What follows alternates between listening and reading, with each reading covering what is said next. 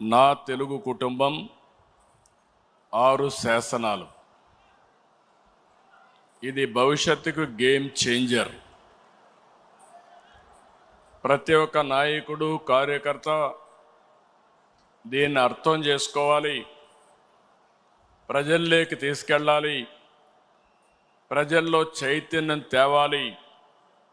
అదే సందర్భంలో ఈరోజు మనం ప్రవేశపెట్టే ఈ నా కుటుంబం 6 శాసనాలు తెలుగువారి చరిత్ర తిరగరాయబోతున్నాయి. ఈ విషయం మీరందరూ గుర్తుపెట్టుకోవాల్సిందిగా నేను మిమ్మల్ని కోరుతున్నాం. సమాజమే దేవాలయం, ప్రజలే దేవుళ్ళు. అనునిత్యం మన ఆలోచన విధానంలో మన నాయకుడి స్ఫూర్తే మనకు గుర్తొస్తుంది. ఈ మూల సిద్ధాంతాన్ని స్ఫూర్తితో మార్చుకుని కాలానికి అనుగుణంగా పార్టీలో పాలనా విధానాల్లో నూతనత్వం కోసం 6 శాసనాల్ని మహానాడులో మనం చర్చించుకున్నాం. పాత తరం విలువలు, ఇక్కడంతా సీనియర్ నాయకులు అందరూ ఉన్నారు, వాళ్ళ అనుభవాలు, వాళ్ళ విలువలు. కొత్త తరం ఆలోచనలు, ఆస్పిరేషన్, వాళ్ళ అవసరాలు, వాళ్ళ ఆలోచనలు, ఈ రెండు కలిపి నా తెలుగు కుటుంబం పేరుతో 6 శాసనాల్ని ప్రతిపాదించాం. ఈ శాసనాల ద్వారా తెలుగు జాతిని ప్రపంచంలోనే 2047కి నెంబర్ 1 జాతిగా చేయాలనే ఏకైక సంకల్పంతో మనం ముందుకు పోతున్నాం. నాలెడ్జ్, టెక్నాలజీ, ఎంటర్‌ప్రెన్యూర్‌షిప్ కలిగిన యువత ప్రపంచంలో నా తెలుగు కుటుంబాన్ని నెంబర్ 1 చేస్తారు. ఇది నా విశ్వాసం. ఇది జీవితంలో గుర్తుపెట్టుకోండి. ఇది CBN కోట్ అని చెప్పి కూడా నేను మీ అందరికి విజ్ఞప్తి చేస్తున్నా. ఇందులో భాగంగా మీరు చూస్తే రాబోయే 40 సంవత్సరాలకి ఒక రోడ్ మ్యాప్ని రూపకల్పన చేసుకున్నాం. అదే సమయంలో నూతన నాయకత్వాన్ని కూడా తీసుకొస్తున్నాం ఎప్పటికప్పుడు. ఇంకో పక్క 6 శాసనాలు చేసుకుంటున్నాం. ఈ 3 కలిపి ముందుకు తీసుకుపోవాల్సిన బాధ్యత మనందరిది. ఎప్పుడు కూడా నాకు తెలుగు జాతి నెంబర్ 1. నా జీవితంలో తెలుగు జాతి కోసం మళ్ళీ అంటూ ఒక జన్మ ఉంటే తెలుగు గడ్డపైనే పుడతానని మరొక్కసారి మీ అందరికి విజ్ఞప్తి చేస్తున్నా. అదే మారిగా ఈరోజు నా ఆలోచన, ఇది నెరవేర్చేది పార్టీ కార్యకర్త.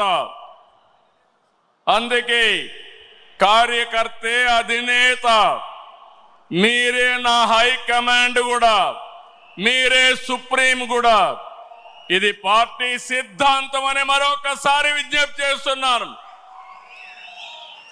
వేదిక పైన ఉండే నాయకులు కానీ, మీరు కానీ అందరం గుర్తుపెట్టుకోవాల్సింది, పార్టీకి సాధారణ కార్యకర్త ఎప్పటికీ శాశ్వతంగా సుప్రీంగా ఉంటాడని చెప్పి కూడా నేను మీకు తెలియజేస్తున్నా.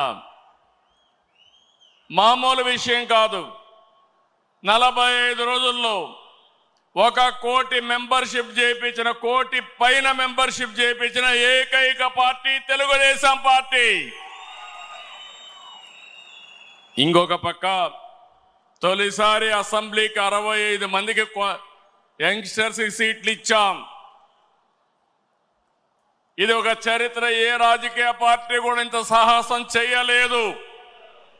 అలాంటి నిర్ణయం చేశాం.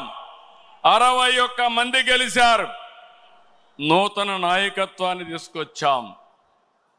ఎమ్మెల్యేలుగా, ఎంపీలుగా, మంత్రులుగా ఫస్ట్ టైం అయిన వాళ్ళ మంత్రులు చేసిన ఘనత కూడా తెలుగుదేశం పార్టీది. ఈరోజు లోకేష్ గారిని మీరు చూశారు. 6 శాసనాలు ప్రవేశపెట్టాడు. నేను మనస్ఫూర్తిగా అభినందిస్తున్నా. మామూలుగా పోయే ఈ మహానాడిని ఒక నూతనమైన దిశలో తీసుకెళ్లాలని 6 శాసనాలు ప్రవేశపెట్టాడు. అలాంటి లోకేష్ కూడా మీరు చూస్తే బాగా చదువుకున్నాడు. చదువుకొని వచ్చి ఆయనకుండే నాలెడ్జ్ని ఇక్కడ ఉపయోగిస్తూ, టెక్నాలజీ కానీ నాలెడ్జ్ని ఉపయోగిస్తూ ఒక నూతనమైన విధానానికి శ్రీకారం చుట్టాడు. ఇంకో పక్కన రామ్మోహన్ నాయుడు చూస్తున్నారు మీరు. నా మిత్రుడు ఎర్రంనాయుడు గారి కుమారుడు. కానీ ఈరోజు అతి చిన్న వయసులో కేంద్రంలో మంత్రిగా ఉండే వ్యక్తి రామ్మోహన్ నాయుడు అని చెప్పి నేను మీకు తెలియజేస్తున్నా. అదే మరి ఏ పార్టీ కూడా చెయ్యలేదు. ఒక సాధారణమైన కార్యకర్త కొడుకు వెంకట్రాజు, ఆయన్ని ఎమ్మెల్యేగా చేశాం. ఒక సాధారణమైన కార్యకర్త అప్పలనాయుడు ఒక ఎంపీగా చేశాం. మొన్నటి వరకు మీ దగ్గర కూర్చున్న వాళ్ళు ఇప్పుడు ఎమ్మెల్యేలుగా వేదిక మీదకి వచ్చారు. ఇది ఒక చరిత్ర. అంటే ఈరోజు మనం ఇక్కడికి వచ్చామంటే మనందరి మీద బాధ్యత పెరిగిందని చెప్పి కూడా నేను మీకు తెలియజేస్తున్నా. తెలుగుదేశం పార్టీ కొత్త తరహా అడ్మినిస్ట్రేషన్ కూడా శ్రీకారం చుట్టాం.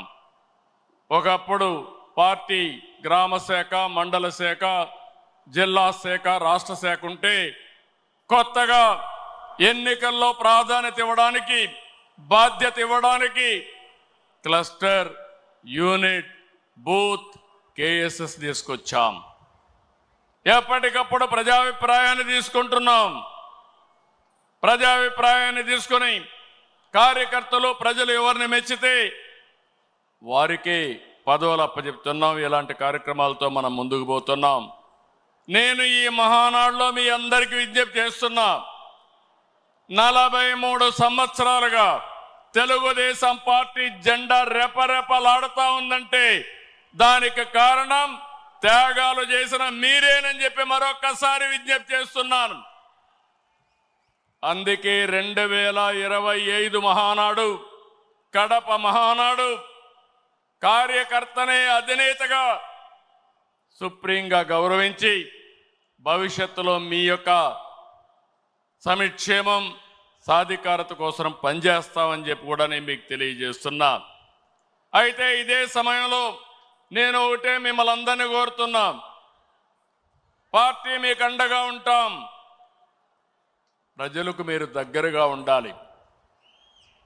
ఏ నాయకుడైతే ప్రజల్లో అనునిత్యం అనుసంధానం చేసుకుని పనిచేసి ఎప్పుడు ఎన్నికలు పెట్టినా తెలుగుదేశం పార్టీనే గెలవాలి, అన్ని ప్రాంతాల్లో గెలవాలి.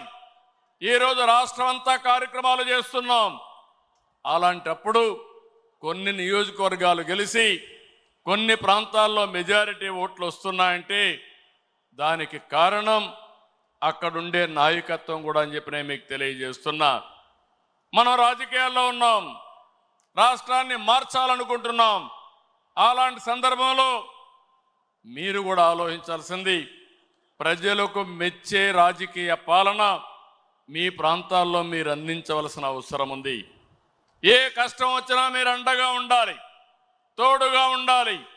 అవసరమైతే నాయకత్వాన్ని అక్కడ అడిగి గట్టిగా 10 సార్లు తిరిగి మీరు ఆ సమస్య పరిష్కారం చేసే బాధ్యత మీరు తీసుకోవాల్సిందిగా నేను కోరుతున్నా. ఇంకొక పక్కన నేను ఒకటే మిమ్మల్ని అందరినీ కోరుతున్నాను, మనం కొన్ని జాగ్రత్తలు కూడా తీసుకోవాలి. నేను ఎప్పుడు కూడా చాలా జాగ్రత్తగా ఉంటాను. ఈ కడప గడ్డలో చెప్తున్నా, వివేకానంద రెడ్డి మర్డరు నాలాంటి నాయకుడినే మోసం చేయగలిగారంటే తెల్లవారితో నిద్రలేస్తే ఒక అసాక్షి పేపర్ ఒకటి ఉంది, టీవీ ఒకటి ఉంది. గుండెపోటుతో వివేకానంద రెడ్డి గారు చనిపోయారు. అందరి మాదిరిగా నేను కూడా నమ్మాను. అంతవరకు ఎప్పుడు కూడా నేను వేరే కోణంలో ఆలోచించేవాడిని. ఎన్నికల బిజీలో నమ్మితే సాయంత్రానికి మలుపుల మీద మలుపులు, గొడ్డలితో మెదడు కూడా బయట వచ్చి అంత చిన్నాభిన్నమైపోయి రూమ్ అంతా రక్తం ఉంటే అలాంటిది కడిగేసి ఏమీ జరగనట్టు గుండెపోటుతో రక్తం వచ్చి గోడలన్నీ కూడా తడిచిపోయాయని చెప్పగలిగారంటే ఎలాంటి వారితో మనం పోరాడుతున్నాం ఒక్కసారి ఆలోచించుకోవాల్సిన అవసరం ఉంది. సాయంత్రానికి మలుపులు తిరిగి రెండో రోజున నారాసుర రక్త చరిత్ర నా చేతిలో కత్తి పెట్టి నా మీదనే నెపవేసే పరిస్థితికి వచ్చారంటే కెన్ యూ ఇమాజిన్ అని చెప్పి నేను మిమ్మల్ని అడుగుతున్నా. అర్థమైందా మీకని అడుగుతున్నా. అర్థమై ఉంటే చేలు పైకెత్తమని చెప్తున్నా. అలాంటి కరుడు గట్టినటువంటి నేరస్తులతో రాజకీయం చేస్తున్నాం.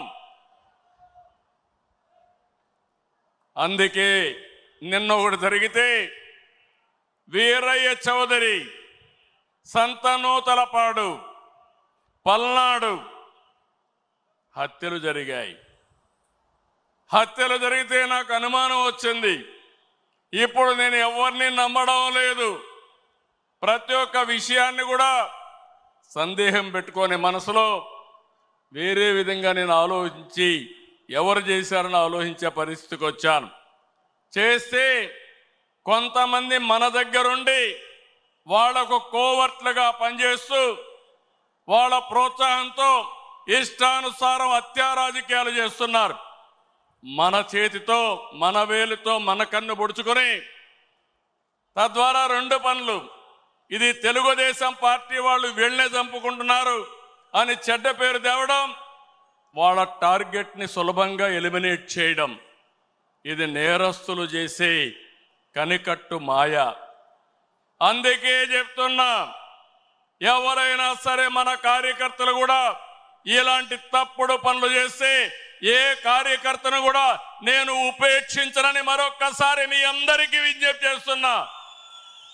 మీకందరికీ ఆమోదయోగ్యమైతే గట్టిగా చప్పట్లు కొట్టి మీరు కూడా ఆమోదించండి.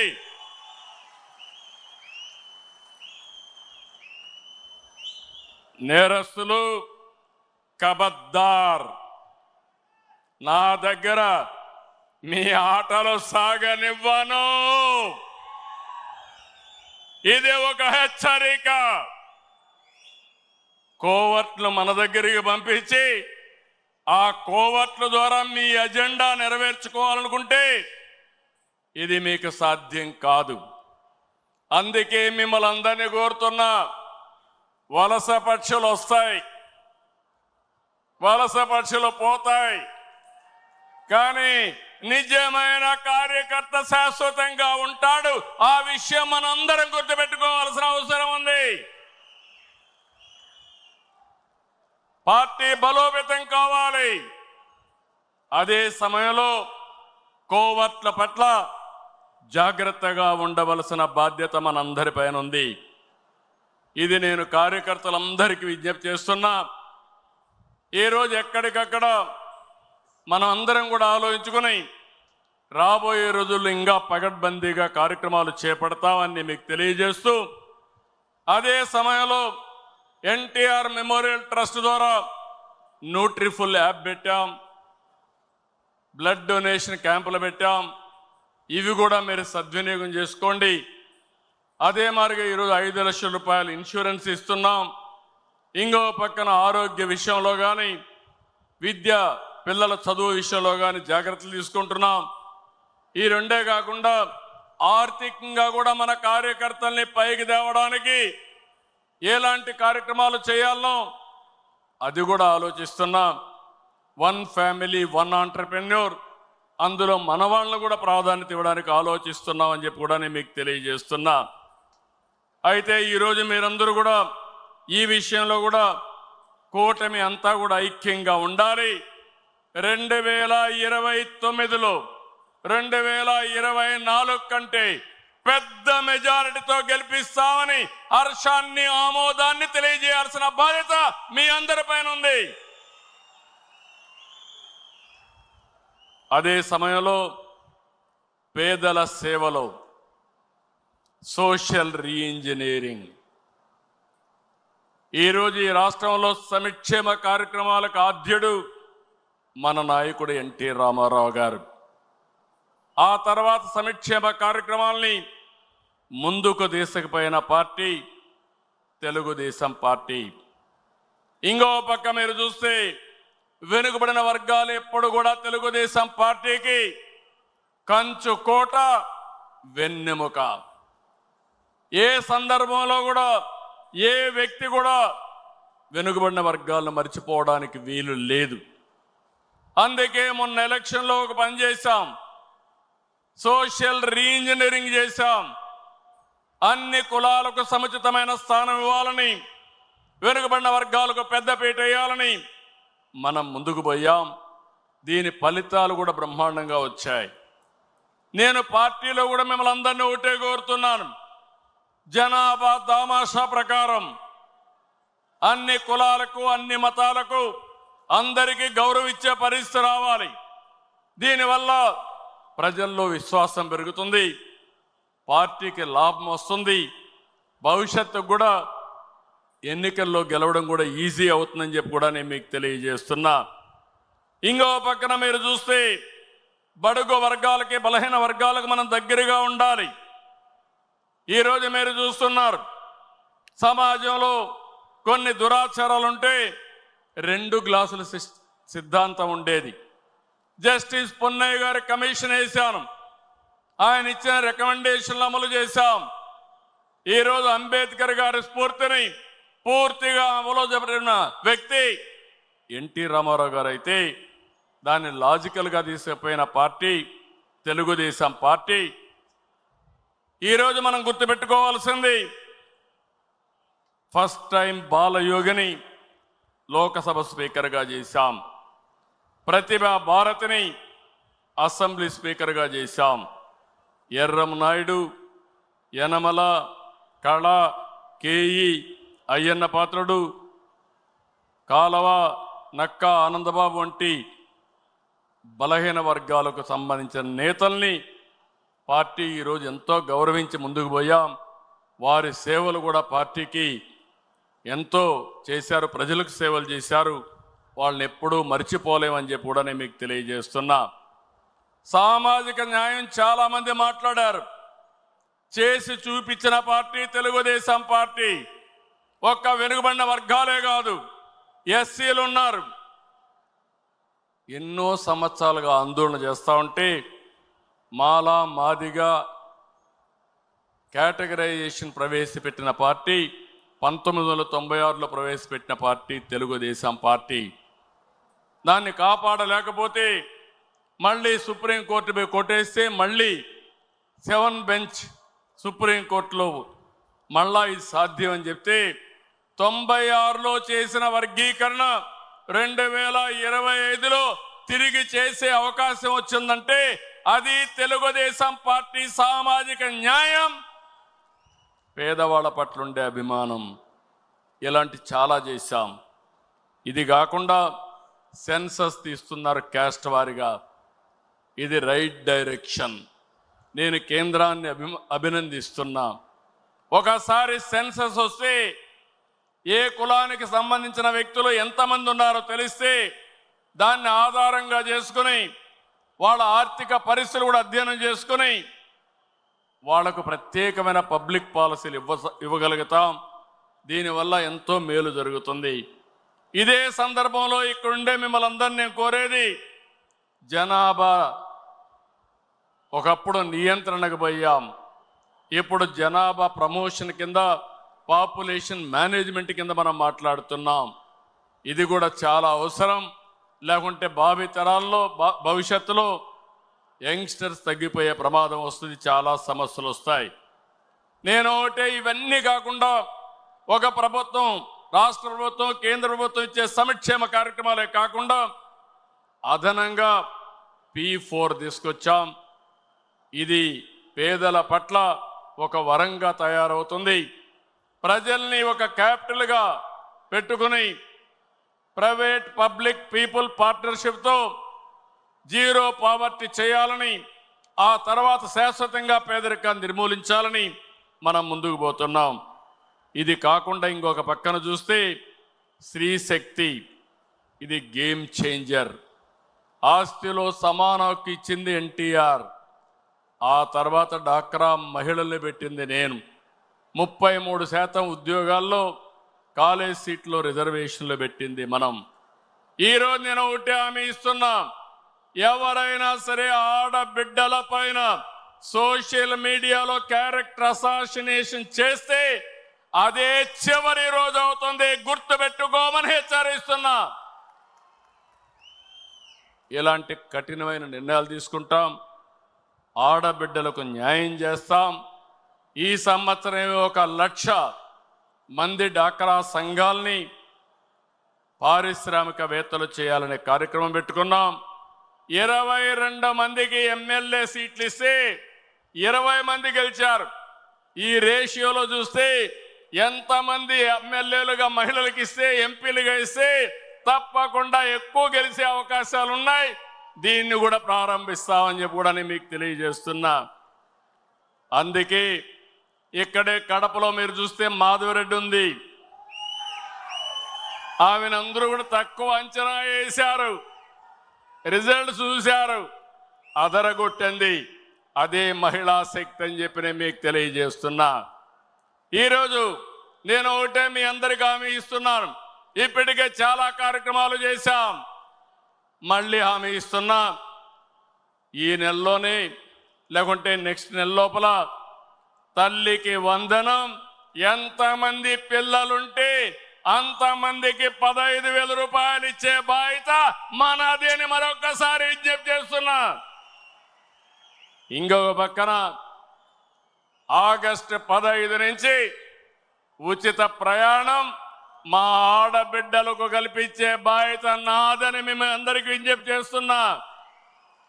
ఇప్పటికీ దీపం కింద కనెక్షన్లు ఇచ్చా, 3 సిలిండర్లు ఉచితంగా ఇస్తున్నాం. డాక్రా సంఘాలు పెట్టాం, సాధికారతో ముందుకు పోతున్నాం. భవిష్యత్తులో నేను ఇప్పుడు చూస్తున్నాను, మగవారితో సమానంగా మా ఆడబిడ్డలు ఇక్కడ లేరు. ఆ రోజు తొందరలోనే వస్తుంది. మగవారి కంటే ఎక్కువ మంది మహానాడులో మా ఆడబిడ్డలను చూసే రోజు తొందరలో వస్తుందని మరొక్కసారి విజ్ఞప్తి చేస్తున్నా. రాజకీయంగా, ఆర్థిక పరంగా, సామాజికంగా నా ఆడబిడ్డలు మగబిడ్డలతో సమానంగా ఉండాలనేది నా సంకల్పం. ఏమో మా ఆడబిడ్డలు మీరు సిద్ధమా అని అడుగుతున్నా. ఏంటయ్యా మీరు కూడా సిద్ధమా సహకరించడానికి అని అడుగుతున్నా. ఆడబిడ్డల్ని ఎక్కడైతే గౌరవిస్తామో అక్కడ భవిష్యత్తు బంగారుగా ఉంటుందని మరొకసారి మీకు తెలియజేస్తున్నా. ఇంకో పక్క అన్నదాతకు అండగా ఉంటాం. 50 రూపాయలకే కరెంట్ ఇచ్చిన పార్టీ తెలుగుదేశం పార్టీ. సాగునీటి ప్రాజెక్టులకు ప్రాధాన్యత ఇచ్చిన పార్టీ తెలుగుదేశం పార్టీ. యాంత్రీకరణ, రుణాలు, సబ్సిడీలు ఇచ్చిన పార్టీ తెలుగుదేశం పార్టీ.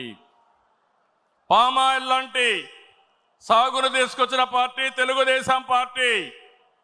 30 సంవత్సరాల కంటే ముందు రాయలసీమని సస్యశ్యామలం చేయాలని మైక్రో ఇరిగేషన్ తీసుకురావడమే కాకుండా 90% సబ్సిడీతో ఇచ్చిన పార్టీ తెలుగుదేశం పార్టీ. పూర్తిగా ఇరిగేషన్ ప్రాజెక్టులు పూర్తి చేస్తాం. అదే సమయంలో నేను ఒకటే కోరుతున్నాను, ఆహారపు అలవాట్లు మారాయి. దీనివల్ల చాలా వరకు పంటలు కూడా మనం మార్చుకోవాల్సిన అవసరం ఉంది. సాగు పద్ధతులు మారాలి. ఈరోజు మనం ఆలోచించేది ఉత్తరాంధ్రలో ఏజెన్సీ ఏరియాలో అరకు కాఫీ చూస్తే 20 ఏళ్ల మునుపు ప్రారంభించా. ఈరోజు ప్రపంచం మొత్తం అరకు కాఫీ అంటే టేస్ట్ చేయని వాళ్ళు లేరంటే వరల్డ్ బెస్ట్ బ్రాండ్గా తయారయ్యే పరిస్థితి వచ్చింది. ఇంకో పక్క కోస్టల్ ఆంధ్రాలో అక్వా, రాయలసీమలో హార్టికల్చర్, మిగిలిన ప్రాంతాల్లో వాణిజ్య పంటలు ప్రజల రైతుల జీవితాలనే మారుస్తాయని చెప్పి కూడా నేను మీకు తెలియజేస్తున్నా. ఉత్తరాంధ్ర ప్రాజెక్టులు పూర్తి చేస్తాం. పోలవరం పూర్తి చేస్తాం, సీమలో ఉండే ప్రాజెక్టులు పూర్తి చేస్తాం. పోలవరం బనకచర్ల పూర్తి చేసి రాష్ట్రం మొత్తం సస్యశ్యామలం చేసే బాధ్యత మనం పెట్టుకుంటామని చెప్పి నేను మీకు తెలియజేస్తూ, అన్నదాతకు ఇవ్వాల్సినటువంటి 20,000 రూపాయలు కేంద్రం ఇచ్చేటప్పుడు మన వాటాగా 3 విడతల్లో వాళ్ళ అకౌంట్లో జమ చేసే బాధ్యత ఈ ప్రభుత్వానిదని చెప్పి నేను మీకు తెలియజేస్తున్నాను. రైతుల పంటలకు లాభసాటిగా గిట్టుబాటు ధర ఇప్పించే బాధ్యత తీసుకుంటాం. దీంతో మనం ముందుకు పోతామని చెప్పి కూడా నేను విజ్ఞప్తి చేస్తున్నా. ఇకపోతే యువశక్తి నిర్వీర్యం చేశారు. ఒకటే హామీ ఇస్తున్నాం, యువశక్తి నిర్వీర్యం కావడానికి వీలు లేదు. అలాంటి శక్తిని మీరు చూస్తే, నేను జైల్లో ఉన్నప్పుడు అకారణంగా జైల్లో పెడితే దగ్గర దగ్గర 100 దేశాల్లో 52-53 రోజులు రాజీ లేని పోరాటం చేశారంటే అది నాకు వాళ్లకు నా మీద ఉండే అభిమానం. అందుకనే ఈరోజు నేను ఒకటే ఆలోచిస్తున్నాను, మన యువత ప్రపంచంలో నెంబర్ 1గా చేసే బాధ్యత ఈ ప్రభుత్వాన్ని.